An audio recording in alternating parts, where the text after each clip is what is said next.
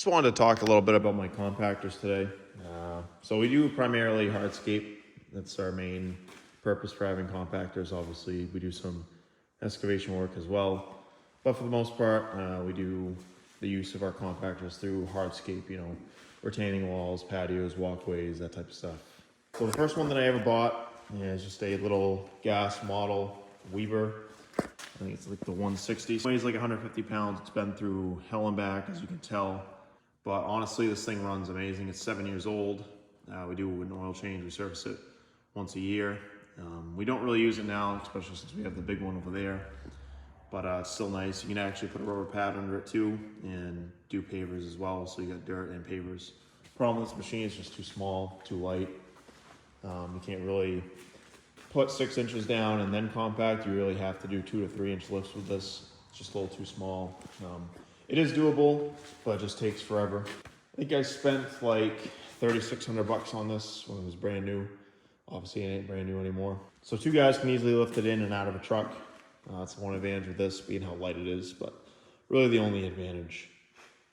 This thing runs amazing. So the throttle was broken and was stuck on full rev for like years. And it never cooled down. It still runs, it literally starts first pull every single time. The throttle's fixed now, but not a very comfy handle at all. There's no rubber pad, unlike my other one here. So this thing's kind of retired. I mean, I still break it out every once in a great while for a small job or something, but we don't use it very often. The next one I got, and this one is brand new this year.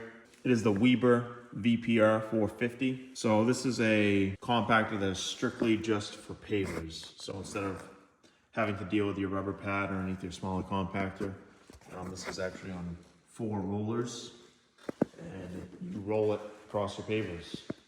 So you obviously sweep in your poly sand first, then you compact, vibrate, that way all the poly sand goes down to the very bottom, and you do multiple passes with this machine here until it's compacted enough, and it's done. So there's a decent difference between this and that. There's about 100-pound difference, and you can really notice it. This machine here does a much better job of leveling out any imperfections that you might have in your pavers. So it's either that extra 100 pounds that are doing that, or it's actually the rollers that work better on the pavers. So when you do start this here, you actually have to push and pull, unlike my other 2 compactors where they actually go on their own. So the only downfall with this, and it's not really that big of a downfall, if any, is that you have to push and pull the whole entire time. It doesn't move. It does not move on its own, which really, I mean, it's not a big deal to me, but that's just something to keep in mind before you buy that. I think I spent like close to $5 grand on this. And lastly is my big 800-pound LG 300. This is a Husqvarna. This is a diesel, so this is obviously my 2 Webers are gas, and this is my diesel. So the reason of why I went with diesel is because I have a auxiliary tank in the back of my pickup truck, where I can, on a job site, just fill up all my equipment. And my thought was that while I'm filling up my equipment, I can fill up my compactor. So I'm not so sure I would have still gotten the diesel. It's just, I still have a gas tank with me, so I mean, it would have been just fine getting a gas tank too. Another downfall with diesel is cold weather. During the cold weather, we work up until like November, so we do have some colder days and colder mornings. And starting this thing, I mean, it's not bad, really. It's just obviously not like a gas where it starts right up. So with this diesel engine, you do need to let it idle for much longer than my gas compactors over there. Now you're talking about 5 to 10 minute idle time. With those, you can literally just fire right up and start moving around. So that's one problem. This is hydraulic too. As you can see, I had some diesel leak in there. That was fixed though. As far as maintenance, we really don't do much with this. We just bring it to the place that I bought it from, and they service it for us. So I've had some issues with this, and I'll name some. So it was leaking hydraulic fluid pretty bad once. They brought it there and they fixed it right up, and it just started leaking diesel, and a gasket went, so they replaced that. This is a 2-year-old machine. We do use it pretty heavily. This is the main purpose machine that we have. Obviously, This can't be put over pavers, but you can throw about a foot of gravel down. And it will compact it enough that you can't even spike a damn spike through your gravel. So it does a really good job. One good thing about this is it is all electric start. So obviously when I bought it, the battery was dead. So I had to pull start it for the first couple months, and we immediately broke the pull cord. So the pull cord wasn't very heavy duty on this at all, only lasted like 2 months. Then they put a new battery in it for me. So another part that is an issue with these is these handles here break constantly or all the time. I've been fortunate enough where mine have not broke. But when they went to sell me one, they had 3 in their lot that were already broken out of the 4. So I got the one that obviously wasn't broken. This thing hasn't broken yet, but they tell me that is a problem.